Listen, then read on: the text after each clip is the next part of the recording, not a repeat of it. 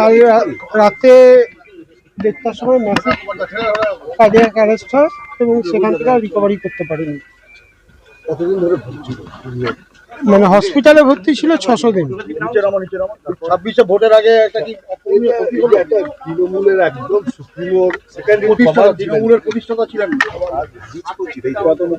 হ্যাঁ, দলের কত ক্ষতি হলো, পরিবার কতটা দলের কি ক্ষতি হলো, কার কি ক্ষতি হলো জানি না, তো আমার মাথার উপর থেকে ছাদ চলে গেল। কতটা ক্ষতি? অপরন্ত ক্ষতি। বা 73। কতদিন হাসপাতালে ভর্তি ছিল? 600 দিন। হ্যাঁ, 600 দিন। কতদিন?